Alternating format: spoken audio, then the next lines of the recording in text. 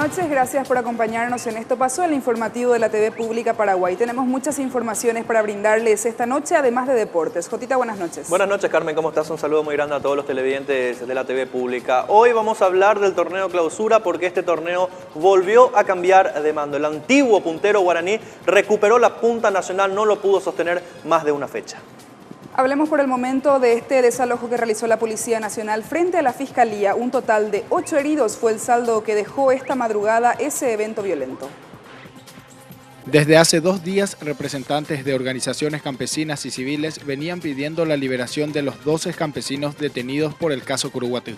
Alrededor de las 4 horas de esta madrugada fueron desalojados por la Policía Nacional, quien según los manifestantes el desalojo fue violento.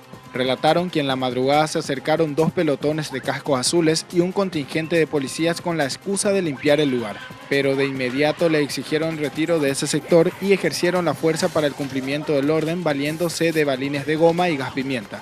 Tenemos heridos de balines de goma, también tenemos gente que tuvo complicaciones de salud, náuseas, vómitos y quemaduras a raíz de un químico que nos estuvieron tirando que no es gas lacrimógeno. El caso más grave es de la compañera Rocío Casco, que tiene 6 tiros en las piernas, 6 tiros de balines de goma.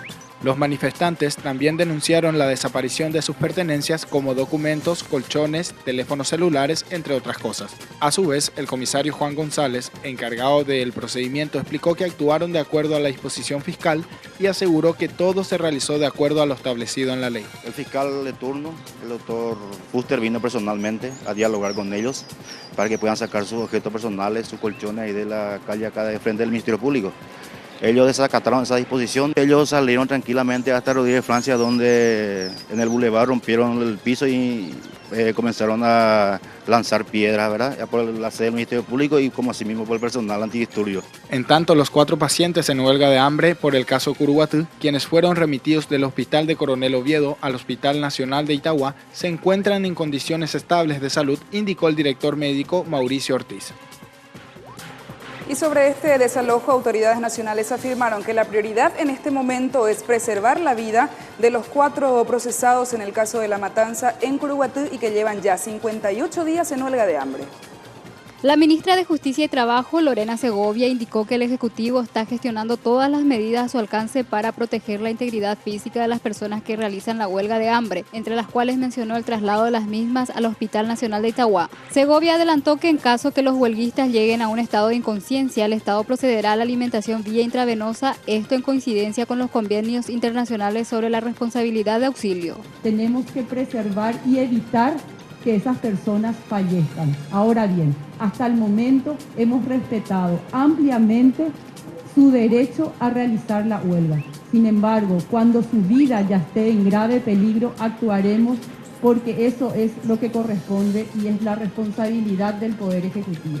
Por su parte, el ministro del Interior, Carmelo Caballero, señaló que el desalojo que realizó la Policía Nacional se marcó plenamente a lo que establece la Constitución Nacional para estas situaciones. Lamentó los intereses políticos que estarían detrás del deterioro de la salud de las personas. Y se están evaluando inclusive algunas denuncias que se han realizado. Sepan ustedes que este gobierno, esta administración, no va a apañar ningún acto de abuso. Muy por el contrario, vamos a respetar los derechos humanos y en todo caso se va a utilizar proporcionalmente la fuerza. Por otra parte, existen una serie de denuncias en general en donde vemos algún sesgo político, algún trasfondo político, seguramente en algunas de estas acciones. Y entre los senadores hubo opiniones dispersas sobre este caso. Algunos cuestionaron la acción de la Policía Nacional, mientras otros se mantuvieron un poco más prudentes. Las repercusiones sobre lo ocurrido frente al Ministerio Público esta madrugada no se hicieron esperar en el Congreso. Algunos senadores cuestionan el horario en que se desarrolló el desalojo de manifestantes y también la violencia en que las fuerzas policiales emplearon para ejecutar una orden fiscal. Mientras que otros, más cautos, llaman a la tolerancia y el respeto a las normas jurídicas establecidas. La policía manifiesta de que tuvo que poner la fuerza al tiempo de que se resistían al cumplimiento de que dejen en libertad de circulación las calles que estaban siendo obstruidas. Repudiable porque es un grupo de pacíficos ciudadanos, ciudadanas que no estaban haciendo absolutamente nada ilegal, estaban en la vereda, estaban ni siquiera obstaculizando el tránsito. Además, estamos hablando de las 4 de la mañana, en hora de la madrugada, y reciben de repente una represión violenta de un grupo policial, sin haber ningún motivo por el cual tengan que ser reprimidos, porque ellos están ejerciendo el derecho constitucional al reclamo a las autoridades. Ellos no estaban dentro de la institución, que obviamente eso no se puede. Yo creo que la violencia con que actuó la policía no era la que correspondía. Si no estaban agrediendo, si no estaban... No tenía nada que ver, no tenía por qué ser esa violencia. Es una cuestión que hay que analizar bien, se tiene que saber bien por qué se hizo a esa hora, de dónde viene que un juez ordene a esa hora. Perfectamente puede surgir porque hay jueces totalmente sometidos a estrategias políticas de sectores que quieren volver al poder. Bueno, hay que ser un poco más tolerante, es difícil luego conducir, ser mandatario es muy difícil, hay que tener conocimiento, hay que tener experiencia, hay que tener vida en el oficio, hay que tener oficio.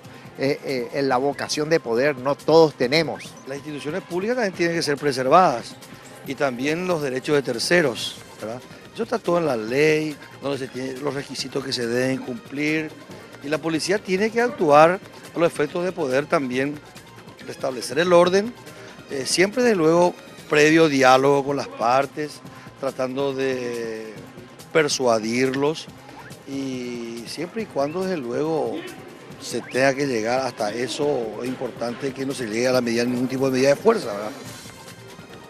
Por otra parte, varias organizaciones sociales emprendieron hoy el juicio ético al Parlamento. Se espera que la mesa que está analizando los hechos ocurridos en Curuguatí realice sus conclusiones en minutos más.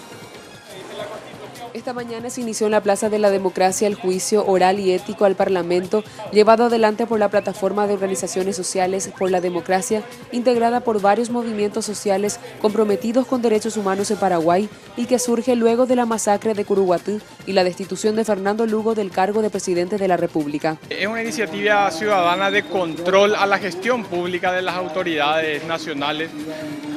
Creemos que la democracia participativa fortalece el sistema democrático. Es una sentencia simbólica, ética de la ciudadanía, no tiene carácter jurídico, sino más bien un carácter moral y ético de una sanción ciudadana de amplios sectores de la ciudadanía en relación a lo que evalúa de la gestión de un poder tan importante como es el Congreso Nacional. Entonces, tiene un peso simbólico, ético, la sanción que eventualmente el tribunal pueda dictar.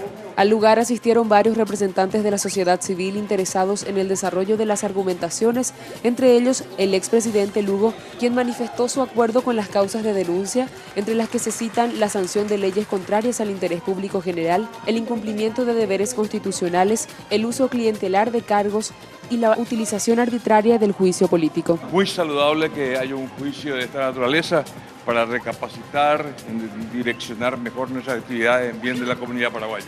¿Cuál es el problema más grave del Congreso en este momento, si tuviera que cuantificar? Y como señalaban allí, yo creo que uno de los temas grandes, uno tiene que legislar para el país y no solamente para grupos pequeños. Nosotros del Ejecutivo hemos procurado hacer un país para todos y para todas. Yo creo que desde el Congreso es un país para algunos de los privilegiados de siempre.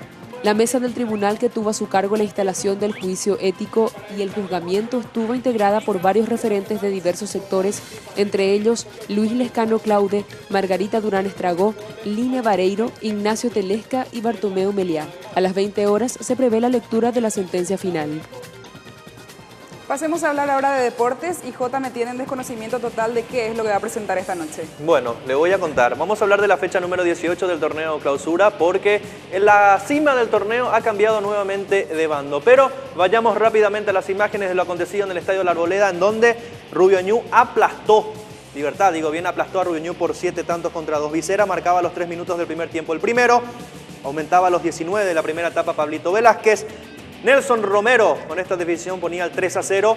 La cosa continuaba porque a los 44 del primer tiempo, golazo de Pablito Velázquez, 4-0 ganaba el equipo gumarelo, pero este cabezazo en el travesaño y del rebote aparecía Vera a los 11 del complemento para poner el 4-1.